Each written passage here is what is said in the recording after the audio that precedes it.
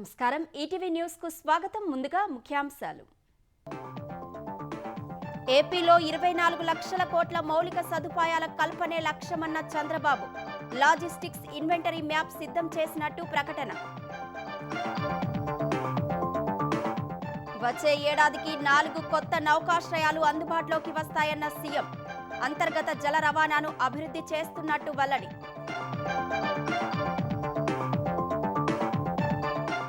Super 6 పై శాసన మండలిలో అధికార విపక్షాల మధ్య మాటల యుద్ధం పథకాల అమలుపై వైసీపీ ఆరోపణలను తిప్పికొట్టిన మంత్రులు తెలంగాణ స్థానిక సంస్థల్లో బీసీలకు 42% రిజర్వేషన్లు జీవో విడుదల చేసిన సర్కార్ లోకల్ బాడీస్ ఎన్నికలపై రేపు ఎస్ఈసీ కీలక భేటీ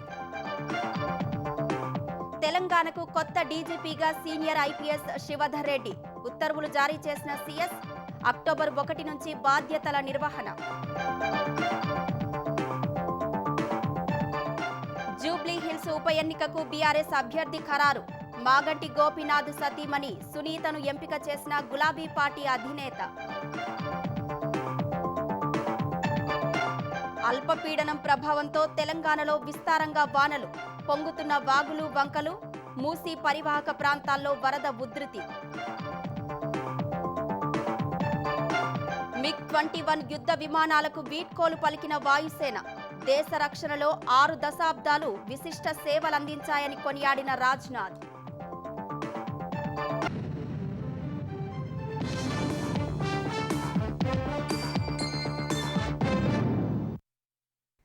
ఆంధ్రప్రదేశ్లో 24 లక్షల కోట్ల విలువైన మౌలిక వసతుల కల్పనే లక్ష్యంగా పనిచేస్తున్నామని ముఖ్యమంత్రి చంద్రబాబు స్పష్టం చేశారు. లాజిస్టిక్స్ రంగంలో ఏపీని దేశంలోనే అగ్రస్థానంలో నిలిపేలా లాజిస్టిక్స్ ఇన్వెంటరీ మ్యాప్ను సిద్ధం చేసినట్లు శాసనసభలో ప్రకటించారు. వైసీపీ ప్రభుత్వంలో రోడ్ నెట్వర్క్ మొత్తం అధ్వానంగా తయారు చేశారని, తాము ఏడాదిలో గుంతలన్నీ పూడ్చేశామని వెల్లడించారు. కూటమి అధికారంలోకి వచ్చాక 6.23 లక్షల కోట్ల రూపాయల పెట్టుబడులు వచ్చినట్లు సీఎం స్పష్టం చేశారు. ఏపీలో మౌలిక సదుపాయాలు, పరిశ్రమలు, ఉపాధి అంశంపై అసెంబ్లీలో జరిగిన లఘు చర్చలో CM Chandrababu power point presentation ఇచ్చారు. రాష్ట్రంలో లాజిస్టిక్స్ యూనివర్సిటీ, ఏవియేషన్ యూనివర్సిటీ ఏర్పాటు చేయనున్నట్లు తెలిపారు. కూటమి ప్రభుత్వం వచ్చిన 15 నెలల్లో 4,71,574 మందికి ఉద్యోగాలు కల్పించామని వెల్లడించారు. ప్రభుత్వ విభాగాల్లోనే 30,000కు పైగా ఉద్యోగాలు పొందారని, ప్రైవేటు రంగాల్లో 3,45,000 మంది ఉద్యోగాలు పొందారని చంద్రబాబు వివరించారు. Mega DSC 15,941, government departments 9,093, police constables 6,100, skill development interviews job fares 92,149, all private industries అన్ని కూడా చూస్తే 3,48,891, వర్క్ ఫ్రమ్ హోమ్ దగ్గర 5,500, అన్ని కలిపి ఈ 15 నెలల్లో 4,71,574 మందికి ఉద్యోగాలు ఇచ్చాం. ఫేక్ న్యూస్ కాదు, వీళ్ళు కథలన్నీ మాట్లాడుతూ ఉంటారు. అందుకే బై నేమ్ పోర్టల్లో పెట్టి ఎక్కడ అడ్రస్ ఎక్కడ పని చేస్తున్నాడో అవి కూడా ఇచ్చే బాధ్యత తీసుకుంటాం. ఇంకొక పక్క జాబ్ ఆపర్చునిటీస్ అన్ని కూడా వర్క్ ఫ్రమ్ హోమ్ వచ్చిందాన్ని ఇది చేసుకుంటున్నాయి. కో వర్కింగ్ స్పేస్ కూడా చాలా బాగా పికప్ అవుతుంది. అది కానీ అయితే మంచి ఉద్యోగాలు వచ్చే అవకాశాలు ఉంటాయని చెప్పి కూడా నేను మీకు తెలియజేస్తున్నా. విశాఖ రైల్వే జోన్ పనులు ప్రారంభించినట్లు సీఎం తెలిపారు. రాష్ట్రంలో అంతర్గత జల రవాణా మార్గాలను అభివృద్ధి చేస్తున్నామని, దీని ద్వారా తక్కువ ఖర్చుతో రవాణా సాధ్యమవుతుందని అన్నారు. 4 కొత్త నౌకాశ్రయాలు 2026 కల్లా అందుబాటులోకి వస్తాయని, జాతీయ రహదారులు, రైల్వే ప్రాజెక్టులు, వంతెనలు, టన్నెళ్ల నిర్మాణం కోసం దాదాపు 2 లక్షల కోట్ల రూపాయల పనులు జరుగుతున్నట్లు వివరించారు. బుల్లెట్ ట్రైన్ ప్రాజెక్టు ఆచరణలోకి వస్తే అభివృద్ధి మరింత వేగవంతమవుతుందని తెలిపారు. High speed elevated rail corridor కూడా ఇన్ ప్రిన్సిపల్ యాక్సెప్ట్ చేశారు. సర్వేకి ఆర్డర్ చేశారు. హైదరాబాద్ బెంగళూరు కారిడార్ 592 కిలోమీటర్లు, హైదరాబాద్ చెన్నై కారిడార్ 744 కిలోమీటర్లు. మనం దీన్ని కూడా యాక్సెప్ట్ చేశాం. ఇది వస్తే బుల్లెట్ ట్రైన్ మనకి ఇక్కడి నుంచి చెన్నైకి కానీ, హైదరాబాద్ కానీ, బెంగళూరు కానీ, హైదరాబాద్ చెన్నైకి వస్తుంది. ఈ 4 నగరాలు కలిస్తే దగ్గర 5 కోట్ల జనాభా మార్కెట్ ఉంటుంది. ప్రపంచంలోనే అతి పెద్ద మార్కెట్ వచ్చే అవకాశం వస్తుంది. ఎప్పటి నుంచో పెండింగ్ ఉన్న అన్ని రైల్వే ప్రాజెక్ట్స్ అన్ని పూర్తి చేయడానికి కూడా ప్రయత్నం చేస్తున్నాం. ఈ 2 విషయాల్లోనే మనం 2,50,000 కోట్ల రూపాయలు లాజిస్టిక్స్ ఖర్చు పెట్టే అవకాశం వస్తుంది. It will be big game changer అని చెప్పి కూడా నేను మీకు అందరికి తెలియజేస్తున్నా. వైసీపీ హయాంలో ఏఆర్ మోటార్స్ ను వేధించారని, జాతీయ సంస్థను తరిమేశారని, విద్యుత్ కొనుగోలు ఒప్పందాలను రద్దు చేశారని సీఎం మండిపడ్డారు. ఇలాంటి చర్యల వల్ల ఏపీ బ్రాండ్ పడిపోయిందని ఆవేదన వ్యక్తం చేశారు. విశాఖలో ప్రతిష్టాత్మక సంస్థలు $1 బిలియన్ పెట్టుబడులు పెడుతుంటే భూములు తక్కువ ధరకే కట్టబెడుతున్నారంటూ దుష్ప్రచారం చేస్తున్నారని దుయ్యబట్టారు. నాలా చట్టాన్ని రద్దు చేస్తూ ఆంధ్రప్రదేశ్ శాసనసభ నిర్ణయం తీసుకుంది. రెవెన్యూ శాఖ మంత్రి అనగాని సత్యప్రసాద్ నాలా చట్టం రద్దు బిల్లును అసెంబ్లీలో ప్రవేశపెట్టగా దానిని సభ ఆమోదించింది. ఈ చట్టం వల్ల భూ మార్పిడికి చాలా ఇబ్బంది అవుతోందని మంత్రి తెలిపారు. దీనివల్ల పరిశ్రమల స్థాపన, స్థిరాస్తి రంగం అభివృద్ధికి ఇబ్బందులు ఎదురవుతున్నాయన్నారు. అందుకే చట్టాన్ని రద్దు చేయాలని ముఖ్యమంత్రి చంద్రబాబు నిర్ణయించారని అనగాని సత్యప్రసాద్ వివరించారు. వ్యవసాయేతర భూములు నాలా అనుమతి తీసుకోవడం కోసం చాలా పెద్ద సమస్యగా అయిపోయింది. అలాగే సంబంధిత అధికారులందరూ కూడా ఇతర పనులలో కూడా ఉండటం మూలంగా ఈ పనులు చాలా జాప్యం జరుగుతూ ఉన్నాయి అధ్యక్ష. దీనివల్ల అధ్యక్ష బిల్డింగ్స్ కానీ, ఇండస్ట్రీస్ కానీ, అలాగే లేఅవుట్లు కానీ, రియల్ ఎస్టేట్ కానీ అన్ని కూడా కుంటుపడిన పరిస్థితి మనకు కనపడింది అధ్యక్ష. దీంతో నాలా యాక్ట్ అనేది రద్దు చేయాలని చెప్పేసి గౌరవ ముఖ్యమంత్రి గారు చంద్రబాబు నాయుడు గారు కలెక్టర్స్ కాన్ఫరెన్స్ ప్రకటించారు అధ్యక్ష. వ్యవసాయ భూమిని వ్యవసాయేతర ప్రయోజనాల కోసం మార్పిడి చేయుటకు 2006 చట్టం యాక్ట్ 3 of 2006 కింద దాఖలు చేసిన మరియు రద్దు చట్టం అమల్లోకి వచ్చే సమయానికి పెండింగ్ లో ఉన్న దరఖాస్తులు అదే చట్టంలోకి నిబంధనల ప్రకారంగా పరిష్కారం పడతాయి అధ్యక్ష. అన్ని అనధికార లేఅవుట్లు కూడా ఆ రద్దు చట్టంలోకి వస్తాయి అధ్యక్ష. సూపర్ 6 పథకాలపై చర్చ వేళ ఏపీ శాసనమండలిలో అధికార ప్రతిపక్షాల మధ్య మాటల యుద్ధం జరిగింది. పకడ్బందీగా హామీలను అమలు చేస్తున్నామని కూటమి సభ్యులు స్పష్టం చేయగా, ఆడబిడ్డ నిధి, పింఛన్లు, ఉచిత బస్సు తదితర అంశాలపై విపక్ష వైసీపీ సభ్యులు పలు ఆరోపణలు చేశారు. ఈ ఆరోపణలకు మంత్రులు ధీటుగా సమాధానమిచ్చారు. ఆడబిడ్డ నిధి పథకం అమలు కావడం లేదన్న వైసీపీ సభ్యుల ప్రశ్నకు మంత్రి కొండపల్లి శ్రీనివాస్ సమాధానమిచ్చారు. ఆడబిడ్డ నిధి అమలుకు కట్టుబడి ఉన్నామన్న మంత్రి విధి విధానాలపై పరిశీలిస్తున్నామన్నారు. దీపం పథకంపై విపక్ష సభ్యుల ప్రశ్నలకు మంత్రి నాదెండ్ల మనోహర్ వివరణ ఇచ్చారు. కూటమి ప్రభుత్వం ఇప్పటి వరకు ఎంతమందికి ఏ విధానాల ద్వారా ఉద్యోగాలు ఇచ్చిందన్న వివరాలను మంత్రి భరత్ వివరించారు. చర్చ సందర్భంగా అనేక అంశాలపై మంత్రి అచ్చెన్నాయుడు, విపక్ష నేత బొత్స సత్యనారాయణ మధ్య వాడివేడి చర్చ సాగింది. సూపర్ 6 పథకాలపై వైసీపీ సభ్యురాలు వరదు కళ్యాణి పలు ఆరోపణలు చేయగా మంత్రి అచ్చెన్నాయుడు తిప్పికొట్టారు. నిరుద్యోగ భృతి ఎగనామం పెట్టడం సూపర్ హిట్ సూపర్ ఫ్లాప్ అధ్యక్ష. తల్లికి వందనం లబ్ధిదారుడికి 17,000 ఎగనామం పెట్టడం హిట్ ఆఫ్ ఫ్లాప్ అధ్యక్ష. ప్రతి అన్నదాతకి 35,000 ఎగనామం పెట్టడం హిట్ ఆఫ్ ఫ్లాప్ అధ్యక్ష. 55 లక్షల మందికి గ్యాస్ సిలిండర్లు ఎగనామం పెట్టడం హిట్ ఆఫ్ ఫ్లాప్ అధ్యక్ష. 11 రకాల ఆర్టీసీ బస్సులకు శ్రీ బస్సు పథకాన్ని ఎగనామం పెట్టడం హిట్ ఆఫ్ ఫ్లాప్ అధ్యక్ష. ఇదేనా అధ్యక్ష సంబరాలు చేసుకోవడానికి కారణం? ఇచ్చిన మేనిఫెస్టో ఏ విధంగా అమలు చేశారు ప్రజలందరూ కూడా చూసిన తర్వాత మాట తప్పారని చెప్పి తీర్పిచ్చి మాకు అధికారంలోకి తీసుకొచ్చిన విషయం వాళ్ళు గుర్తుపెట్టుకోవాలి.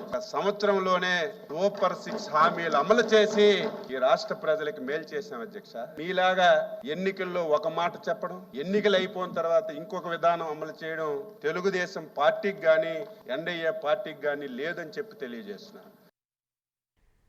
మండలి చైర్మన్ ప్రోటోకాల్ అంశంపై ఏపీ శాసన మండలిలో వాడివేడి చర్చ జరిగింది. మండలి చైర్మన్ను ఏ కార్యక్రమానికి పిలవకుండా అవమానిస్తున్నారంటూ వైసీపీ సభ్యులు ఆందోళన చేశారు. అసెంబ్లీ ప్రాంగణంలో కొత్త భవనం ప్రారంభోత్సవంలో మండలి చైర్మన్ పేరు పెట్టలేదని, ప్రారంభోత్సవానికి ఆయన్ను ఆహ్వానించలేదని విపక్ష నేత బొత్స సత్యనారాయణ అభ్యంతరం వ్యక్తం చేశారు. తిరుపతిలో జరిగిన మహిళా సదస్సుకు ఆయనకు ఆహ్వానం లేదన్నారు. సీఎం సభకు వచ్చి జరిగిన పరిణామాలపై సమాధానం చెప్పాలని బొత్స డిమాండ్ చేశారు. ఆహ్వాన పత్రికలో మండలి చైర్మన్ పేరు లేకపోవడానికి కారణాలు తెలుసుకుంటామని మంత్రి అచ్చెన్నాయుడు తెలిపారు. సీఎం చంద్రబాబుకు ఈ విషయంతో ఎలాంటి సంబంధం లేదన్నారు. శాసనసభలో కానీ శాసన మండలిలో కానీ ఏ వ్యవహారాలు జరిగినా సరే ప్రభుత్వానికి కానీ ముఖ్యమంత్రికి కానీ సంబంధం ఉండదు.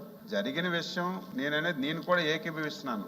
ఈరోజు తెలుగుదేశం పార్టీకైనా మాకైనా సరే చట్టసభలన్నా అధిపతులకైనా అపారమైనటువంటి గౌరవం ఉంది. మీరు ముఖ్యమంత్రి మీద ప్రతిదీ కూడా ఎందుకు ఈ పొరపాటు జరిగిందో స్పీకర్ గారికి కానీ ఇక్కడ సెక్రటరీ గారికి కానీ మాట్లాడి వివరం అంతా మీకు తెలియజేస్తాం. తెలంగాణలో త్వరలో జరగనున్న స్థానిక సంస్థల ఎన్నికల్లో బీసీలకు 42% రిజర్వేషన్లు కల్పిస్తూ ప్రభుత్వం జీవో విడుదల చేసింది. డెడికేటెడ్ కమిషన్ సిఫార్సుల మేరకు బీసీలకు 42% రిజర్వేషన్లు కల్పిస్తూ బీసీ సంక్షేమ శాఖ జీవో నెంబర్ 9 విడుదల చేసింది. మరోవైపు తెలంగాణలో స్థానిక సంస్థల ఎన్నికలపై కసరత్తు వేగవంతమైంది. రేపు రాష్ట్ర ఎన్నికల సంఘం కీలక సమావేశం నిర్వహించనుంది. ఈ భేటీకి ప్రభుత్వ ప్రధాన కార్యదర్శి, డీజీపీ, ఉన్నతాధికారులు హాజరు కానున్నారు. 1-2 రోజుల్లో స్థానిక సంస్థల ఎన్నికలకు సంబంధించిన నోటిఫికేషన్ వచ్చే అవకాశం ఉన్నట్లు తెలుస్తోంది. అక్టోబర్లో ఎన్నికలు నిర్వహించాలని యోచిస్తున్న సర్కార్ మొదట ఎంపీటీసీ, జెడ్పీటీసీల ఎన్నికలు నిర్వహించాలని భావిస్తున్నట్లు తెలుస్తోంది. ఆ తర్వాతే పంచాయతీ ఎన్నికలు నిర్వహించాలని యోచిస్తోంది. తెలంగాణ రాష్ట్ర నూతన డీజీపీగా శివధర్ రెడ్డిని నియమిస్తూ ప్రభుత్వం ఉత్తర్వులు జారీ చేసింది. 1994 ఐపీఎస్ బ్యాచ్కు చెందిన బి శివధర్ రెడ్డి ప్రస్తుతం ఇంటెలిజెన్స్ చీఫ్గా పనిచేస్తున్నారు. ప్రస్తుత డీజీపీ జితేందర్ ఈ నెలాఖరున పదవీ విరమణ చేయనున్నారు. ఆ వెంటనే శివధర్ రెడ్డి తెలంగాణ డీజీపీ బాధ్యతలు చేపట్టనున్నారు. శివధర్ రెడ్డి ఉమ్మడి ఏపీలో గ్రే హౌండ్స్ స్క్వాడ్రన్ కమాండర్గా, ఆదిలాబాద్, నల్గొండ, శ్రీకాకుళం, నెల్లూరు, గుంటూరు ఎస్పీగా పనిచేశారు. హైదరాబాద్ సౌత్ జోన్ డీసీపీగా, విశాఖ పోలీస్ కమిషనర్గా, ఏసీబీ డైరెక్టర్గా పనిచేశారు. శివధర్ రెడ్డి స్వస్థలం రంగారెడ్డి జిల్లా ఇబ్రహీంపట్నం మండలం పెద్దతుండ్ల. ఉన్నత విద్య వరకు హైదరాబాద్లో చదివిన శివధర్ రెడ్డి ఉస్మానియా వర్సిటీలో న్యాయ విద్య చదివారు. బంగాళాఖాతంలో ఏర్పడిన అల్పపీడనం ప్రభావంతో తెలంగాణలో వర్షాలు దంచికొడుతున్నాయి. పలు జిల్లాల్లో జోరుగా వర్షాలు పడుతున్నాయి. హైదరాబాద్లో ఇవాళ కురిసిన వర్షానికి రహదారులు జలమయమై వాహనదారులు తీవ్ర ఇబ్బందులు ఎదుర్కొన్నారు. అల్పపీడనం ఈ రాత్రికి వాయుగుండంగా మారే అవకాశం ఉందని హైదరాబాద్ వాతావరణ కేంద్రం తెలిపింది. వాయుగుండం రేపు తీరం దాటనుండగా పలు ప్రాంతాల్లో భారీ వర్షాలు కురిసే అవకాశం ఉన్నట్లు ప్రకటించింది. వర్షాల దృష్ట్యా బతుకమ్మ కుంట ప్రారంభోత్సవాన్ని ప్రభుత్వం వాయిదా వేసింది. గురువారం రాత్రి నుంచి ఎడతెరిపి లేకుండా కురుస్తున్న వర్షంతో హైదరాబాద్ తడిసి ముద్దైంది. మాదాపూర్, రాయదుర్గం, జూబ్లీహిల్స్, బంజారాహిల్స్, అమీర్పేట్, ఖైరతాబాద్, ట్యాంక్బండ్, రాజేంద్రనగర్, శంషాబాద్, ఎల్బీనగర్ తదితర ప్రాంతాల్లో వర్షం పడింది. సికింద్రాబాద్, బోయిన్పల్లి, అల్వాల్, బేగంపేట ప్రాంతాల్లో కురుస్తున్న వానకు రహదారులు జలమయమయ్యాయి. మియాపూర్, మంజీరా పైప్లైన్ రోడ్డు నుంచి కొండాపూర్, మైహోం మంగళ మార్గంలో రైల్వే అండర్ పాస్ లో వరద నీరు చేరి ట్రాఫిక్ జామ్ అయింది. యూసఫ్గూడలోని పలు కాలనీల్లో వరద, బురదతో ప్రజలు తీవ్ర ఇబ్బందులకు గురవుతున్నారు. రాత్రి నుంచి ఎడతెగకుండా వర్షం కురుస్తుండగా వర్క్ ఫ్రం హోం ఇవ్వాలని ఐటీ కంపెనీలకు సైబరాబాద్ పోలీసులు సూచించారు. వర్షాల కారణంగా నేడు జరగాల్సిన బతుకమ్మ కుంట ప్రారంభోత్సవ కార్యక్రమం వాయిదా పడింది. ఈ నెల 28న కార్యక్రమం ఉంటుందని హైడ్రా కమిషనర్ రంగనాథ్ తెలిపారు. హైదరాబాద్ కోటి ఈఎన్టీ ఆసుపత్రి జలదిగ్బంధంలో చిక్కుకుంది. ఏకదాటి వర్షంతో వార్డుల్లోకి, ఎమర్జెన్సీ సెంటర్లోకి వాన నీరు చేరి రోగులు, వైద్యులు తీవ్ర ఇబ్బందులు పడ్డారు.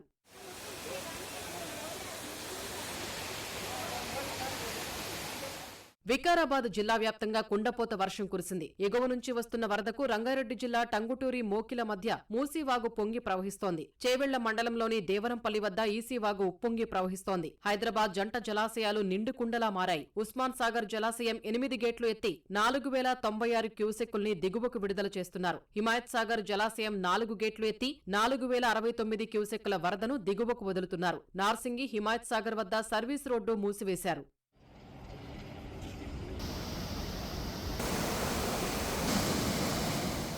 మూసీ ఉధృతంగా ప్రవహిస్తుండగా చాదర్ఘాట్, మూజారాంబాగ్ వద్ద లో లెవెల్ వంతెనలపై నుంచి రాకపోకల్ని పోలీసులు నియంత్రిస్తున్నారు.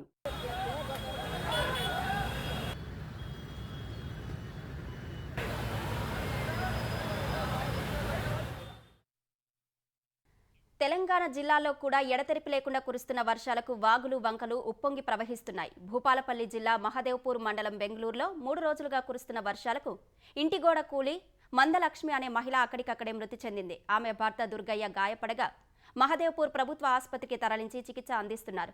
రాత్రి నుంచి కురుస్తున్న వర్షానికి సంగారెడ్డి జిల్లా పటాన్చెరు నియోజకవర్గంలో 65వ జాతీయ రహదారిపై భారీగా వరద చేరింది. ముత్తంగి ఓఆర్ఆర్ నుంచి రుద్రారం వరకు భారీగా ట్రాఫిక్ జామై వాహనదారులు ఇబ్బందులు ఎదుర్కొన్నారు. సంగారెడ్డిలోని వ్యవసాయ మార్కెట్ యార్డులోకి భారీగా నీరు చేరి కూరగాయల దుకాణాలు నీట మునిగాయి. మెదక్ జిల్లాలో గుండువాగు ఉధృతికి టేక్మాల్, జోగిపేట మధ్య రాకపోకలు నిలిచిపోయాయి. హనుమకొండ జిల్లా ఆత్మకూరు మండలం కటాక్షాపూర్ చెరువు అలుగుపోస్తుండగా జాతీయ రహదారిపై వాహన రాకపోకలు నెమ్మదిగా సాగుతున్నాయి. వరద ధాటికి చలివాగు ఉధృతంగా ప్రవహిస్తోంది.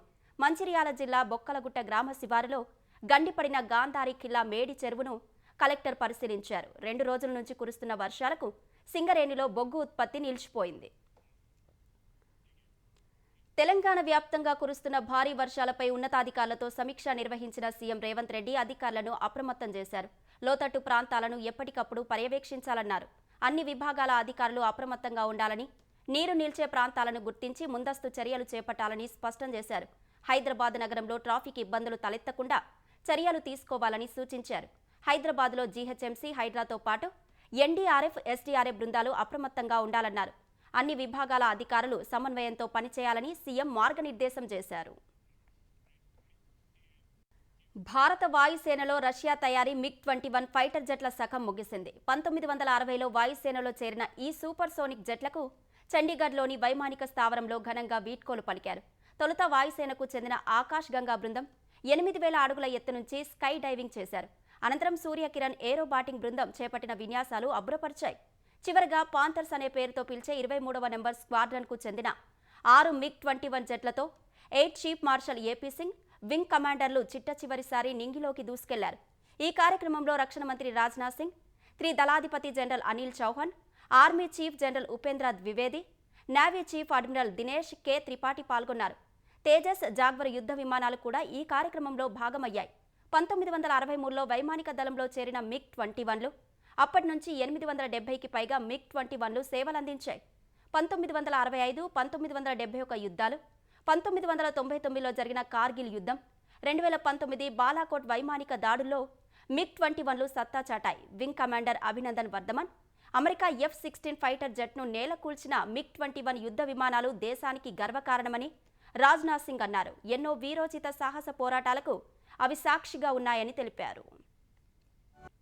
1971 का वार भला कौन भूल सकता है। MiG-21 ने पाकिस्तान के साथ युद्ध के दौरान विपरीत परिस्थितियों में जिस दिन ढाका के गवर्नर हाउस पर हमला किया, उसी दिन उस युद्ध के परिणाम की रूपरेखा तय कर दी गई। इसके अलावा भी इसके लंबे इतिहास में अनेक ऐसे मौके आए जब MiG-21 ने अपनी डिसाइसिव कैपेसिटी साबित की है। साथियों, कोई भी ऐतिहासिक मिशन हो, हर बार MiG-21 ने तिरंगे का सम्मान बढ़ाया है। इसलिए यह फेयरवेल हमारी कलेक्टिव मेमोरीज का भी है और हमारे नेशनल प्राइड का भी है और इस जर्नी का भी है जिसमें करेज, सैक्रिफाइस और एक्सलेंस की कहानी लिखी गई है। సీఎం రేవంత్ రెడ్డి పగబట్టి ఎల్ఐఎన్టీడీ రాష్ట్రం నుంచి వెళ్లగొట్టారని బీఆర్ఎస్ కార్యనిర్వాహక అధ్యక్షుడు కేటీఆర్ ఆరోపించారు. ఎల్ఐఎన్టీ పట్ల రేవంత్ రెడ్డి పగ ఈనాటిది కాదన్న కేటీఆర్, మేడిగడ్డ బ్యారేజ్ మరమ్మతులు ఉచితంగా చేస్తామని ఎల్ఐఎన్టీ చెప్పడమే ఆయనకు నచ్చలేదన్నారు. తనకు వంత పాడలేదని ఎల్ఐఎన్టీపై రేవంత్ రెడ్డి కక్షగట్టారని ఆరోపించారు. రేవంత్ రెడ్డి అనాలోచిత నిర్ణయంతో 15,000 కోట్ల అప్పుల భారం ప్రజలపై పడిందని ఆక్షేపించారు. మెట్రోను రాష్ట్ర ప్రభుత్వం తీసుకోవడంపై కేంద్రం విచారణ జరపాలని కేటీఆర్ డిమాండ్ చేశారు. హైదరాబాద్ మెట్రోది పీపీపీలో 2070 దాకా ఉంది. వాళ్ళు ఇంకా 45 ఏళ్ళు ఉంది. ఫస్ట్ క్వశ్చన్ ఏంటంటే, ఇవాళ ఎందుకు ఎల్ఎన్టీ అనే సంస్థ ఇక్కడ నుంచి వెళ్ళిపోయింది? దానికి ముఖ్యమంత్రి గారు, రాష్ట్ర ప్రభుత్వం సమాధానం చెప్పాలి. 15,000 కోట్ల అప్పు మేము మాకు అప్పజెప్పిపోయిన 20% పూర్తయిన మెట్రోను మేము పూర్తి చేసి ఒక అసెట్ ని మీ చేతిలో పెట్టిపోతే మీరు 15,000 కోట్ల లయబిలిటీని ప్రజల మీద రుద్దుతామంటే చూస్తా ఊరుకోవడానికి బీఆర్ఎస్ రెడీగా లేదు. ఈ నిర్ణయం ప్రకటించగానే ఎల్ఎన్టీ స్టాక్ 3% పెరిగింది. మరి వాళ్ళకి లాభం వస్తుంది స్టాక్ పెరిగితే, నీకేం వచ్చింది రాష్ట్రానికి? మీరు చెప్పండి నాకు. ఏ కారణం చేత, ఏ లోపాయికారి ఒప్పందం చేత, ఏ ముడుపుల కోసం, ఏ కమిషన్ల కోసం, వేటి కోసం రేవంత్ రెడ్డి గారి నిర్ణయం తీసుకున్నారు? సమాధానం చెప్పాలి. జూబ్లీ హిల్స్ ఉప ఎన్నికకు భారత రాష్ట్ర సమితి అభ్యర్థిగా మాగంటి సునీత గోపీనాథ్ పేరును ప్రకటించారు. సిట్టింగ్ ఎమ్మెల్యే మాగంటి గోపీనాథ్ మరణంతో అనివార్యమైన ఉప ఎన్నికకు పార్టీ అభ్యర్థిగా ఆయన సతీమణి సునీతను నిలపాలని బీఆర్ఎస్ అధినేత కేసీఆర్ నిర్ణయించారు. జూబ్లీ హిల్స్ ఉప ఎన్నిక సంబంధిత అంశాలపై పార్టీ కార్యనిర్వాహక అధ్యక్షుడు కేటీఆర్, మాజీ మంత్రులు హరీష్ రావు, సబితా ఇంద్రారెడ్డి, పద్మారావు, మహమూద్ అలీతో ఎర్రవల్లిలోని నివాసంలో ఆయన చర్చించారు. వైద్య పరీక్షల కారణంగా హాజరు కాని మరో మాజీ మంత్రి తలసాని శ్రీనివాస్ యాదవ్కు ఫోన్ చేసి మాట్లాడిన కేసీఆర్, మాగంటి గోపీనాథ్ సతీమణి సునీతను జూబ్లీహిల్స్ ఉప ఎన్నికకు బీఆర్ఎస్ అభ్యర్థిగా ప్రకటించారు. స్థానిక సంస్థల ఎన్నికలు, ప్రభుత్వ వైఖరి, తాజా రాజకీయ పరిణామాలపై కూడా కేసీఆర్ చర్చించినట్లు తెలిసిందే. కష్టకాలంలో తమకు కేసీఆర్ అండగా నిలిచారని మాగంటి సునీత అన్నారు. స్వర్ణోత్సవ సంబరాలు, దసరా, దీపావళి పండుగను పురస్కరించుకొని కోల్ ఇండియా లిమిటెడ్ యాజమాన్యం తమ సబ్సిడరీలు సింగరేణి కాలరీస్ కంపెనీ లిమిటెడ్ ఉద్యోగులకు ప్రోత్సాహకాన్ని ప్రకటించింది. కార్మికుల కష్టానికి గుర్తింపుగా సబ్సిడరీలకు చెందిన 2.09 లక్షల మంది, సింగరేణికి చెందిన 38,000 మంది కార్మికులకు ఒక్కొక్కరికి 1,03,000 రూపాయల చొప్పున బోనస్ ప్రకటించింది. ఈ మేరకు ప్రధాని మోదీ నేతృత్వంలో కేంద్ర ప్రభుత్వం కార్మికుల సంక్షేమంపై ప్రత్యేక శ్రద్ధ చూపిస్తోందని కేంద్ర మంత్రి కిషన్ రెడ్డి అన్నారు. విశాఖ ఆంధ్ర యూనివర్సిటీ రిజిస్ట్రార్ కార్యాలయం వద్ద రెండో రోజు విద్యార్థుల ఆందోళన చేపట్టారు. సమస్యలు పరిష్కరించాలంటూ ఛాంబర్ను ముట్టడించారు. వర్సిటీలో కనీస వసతులు కల్పించాలని, అలాగే వీసీ రాజీనామా చేయాలని డిమాండ్ చేశారు. ఈ నేపథ్యంలో విద్యార్థులు పోలీసులకు మధ్య తోపులాట జరిగింది. వర్సిటీ PHCలో కనీస సౌకర్యాలు కూడా లేనందువల్లే మణికంఠ అనే విద్యార్థి చనిపోయాడని ఆవేదన వ్యక్తం చేశారు. డిస్పెన్సరీలో సౌకర్యాలు కల్పించాలని డిమాండ్ చేశారు. మద్యం కేసుల నిందితులకు రిమాండ్ను అక్టోబర్ 6 వరకు పొడిగిస్తూ ఏసీబీ కోర్టు ఆదేశాలు ఇచ్చింది. ఈ కేసులో 12 మంది నిందితుల రిమాండ్ ఇవాళ ముగియనుండగా ఏసీబీ అధికారులు వారిని విజయవాడ ఏసీబీ కోర్టులో హాజరుపరిచారు. విజయవాడ, గుంటూరు, రాజమహేంద్రవరం జైళ్ల నుంచి వారిని కోర్టుకు తీసుకువచ్చారు. బెయిల్పై విడుదలైన మరో 4 నిందితులు కూడా కోర్టులో హాజరయ్యారు. ప్రస్తుతం రిమాండ్లో ఉన్న 12 మంది రిమాండ్ను కోర్టు అక్టోబర్ 6 వరకు పొడిగిస్తూ ఉత్తర్వులు ఇచ్చింది. అక్టోబర్ 1 నుంచి బ్రాండెడ్ లేదా పేటెంటెడ్ ఔషధాలపై అమెరికా అధ్యక్షుడు డొనాల్డ్ ట్రంప్ విధించనున్న 100% దిగుమతి సుంకాల ప్రభావం భారత్పై పెద్దగా ప్రభావం ఉండదని నిపుణులు చెబుతున్నారు. బ్రాండెడ్ లేదా పేటెంటెడ్ ఔషధాలపైనే ట్రంప్ టారిఫ్ల ప్రభావం ఉంటుందని, జెనరిక్ ఔషధాలపై ఉండదని ఇండియన్ ఫార్మాస్యూటికల్ అలయన్స్ IPA పేర్కొంది. భారత ఫార్మా ఎగుమతుల్లో IPA మెంబర్స్ వాటా 80% ఉండగా భారత్కు చెందిన పెద్ద ఫార్మా కంపెనీలకు ఇప్పటికే అమెరికాలో తయారీ లేదా రీప్యాకేజింగ్ యూనిట్లు ఉన్నట్లు IPA తెలిపింది. ఈ నేపథ్యంలో అమెరికాకు భారత్ ఎగుమతి చేస్తున్న ఔషధాలపై పెద్దగా సుంకాల ప్రభావం ఉండదని వివరించింది. 2022లో అమెరికాలో ప్రతి 10 ప్రిస్క్రిప్షన్లలో 4కి భారతీయ కంపెనీల నుంచి ఔషధాలు సరఫరా అయ్యాయి. భారత కంపెనీలు చౌకగా ఔషధాలను ఎగుమతి చేస్తున్నందున అమెరికా ఆరోగ్య వ్యవస్థకు 2022లో $219 బిలియన్ ఆదా అయ్యాయి. 2013 నుంచి 22 వరకు చూసుకుంటే ఈ మొత్తం $1.3 ట్రిలియన్ ఉంది. భారత్ $30 బిలియన్ విలువైన ఔషధాలను ప్రపంచ దేశాలకు ఎగుమతి చేస్తుండగా వాటిలో $11 బిలియన్ విలువైన ఫార్మా ఉత్పత్తులు అమెరికాకే వెళ్తున్నాయి. ఇప్పుడు బ్రాండెడ్ ఔషధాలపై ట్రంప్ సుంకాలు చేసిన ప్రకటనతో భారత్పై పెద్ద ప్రభావం ఉండనప్పటికీ మార్కెట్ సెంటిమెంట్ను, పెట్టుబడిదారుల విశ్వాసాన్ని దెబ్బతీసే అవకాశం ఉందని నిపుణులు అంటున్నారు. బ్రాండెడ్, పేటెంట్ కలిగిన ఔషధాలపై అక్టోబర్ 1 నుంచి 100% టారిఫ్ విధిస్తామని అమెరికా అధ్యక్షుడు డొనాల్డ్ ట్రంప్ ప్రకటించిన వేళ దేశీయ మార్కెట్లు వరుసగా 6వ సెషన్లోనూ నష్టాలతో ముగిశాయి. గత సెషన్లో 556 పాయింట్లు నష్టపోయిన సెన్సెక్స్ ఇవాళ మరో 733 పాయింట్లు పతనమైంది. ఈ ఉదయం 80,956 పాయింట్ల వద్ద ప్రారంభమైన సెన్సెక్స్ మొదట్లో లభించిన కొనుగోళ్ల మద్దతుతో 81,033 పాయింట్ల గరిష్ట స్థాయిని తాకింది. తర్వాత ట్రంప్ ప్రకటన ప్రభావంతో అమ్మకాలు పెరిగి 80,332 పాయింట్ల కనిష్ట స్థాయికి పడిపోయింది. చివరకు 80,426 పాయింట్ల వద్ద సూచీ స్థిరపడింది. జాతీయ స్టాక్ ఎక్స్చేంజ్ సూచీ నిఫ్టీ 236 పాయింట్లు క్షీణించి 24,655 వద్ద ముగిసింది. తిరుమలలో శ్రీవారి సాలకట్ల బ్రహ్మోత్సవాలు భక్తజన రంజకంగా సాగుతున్నాయి. ఈ ఉత్సవాల్లో 3వ రోజైన ఇవాళ మలయప్ప స్వామి సింహవాహనాన్ని అధిరోహించి యోగముద్ర అలంకారంలో భక్తులకు అభయప్రదానం చేశారు. మాడ వీధుల్లో వివిధ కళా బృందాల ప్రదర్శనలు భక్తులను ఆకట్టుకున్నాయి. పెద్ద సంఖ్యలో భక్తులు స్వామివారి వాహన సేవలో పాల్గొని కర్పూర హారతులు సమర్పించారు.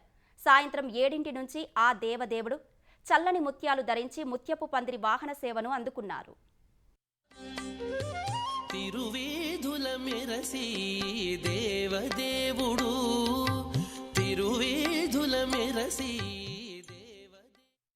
శరన్నవరాత్రి ఉత్సవాల్లో 5వ రోజున విజయవాడ ఇంద్రకీలాద్రిపై కొలువైన కనకదుర్గ అమ్మవారు శ్రీ మహాలక్ష్మీదేవి అలంకారంలో భక్తులకు దర్శనమిస్తున్నారు. బిడ్డలకు జ్ఞానాన్ని బోధించే విద్యాలక్ష్మి, ఇంటిల్లిపాదికి భోజనం పెట్టే ధాన్యలక్ష్మి, కష్టాల్లో భర్తకి ధైర్యం చెప్పే ధైర్యలక్ష్మి, కుటుంబం పేరు నిలిపే దిశలో సంతానాన్ని తీర్చిదిద్దే సంతాన లక్ష్మిగా, భర్త సాధించే విజయానికి ఊతమిచ్చే విజయలక్ష్మి, ఇలా అన్ని రూపాల్లో బాధ్యతను లక్ష్మీదేవి అలంకారం మహిళలకు గుర్తు చేస్తాయని పండితులు చెబుతారు.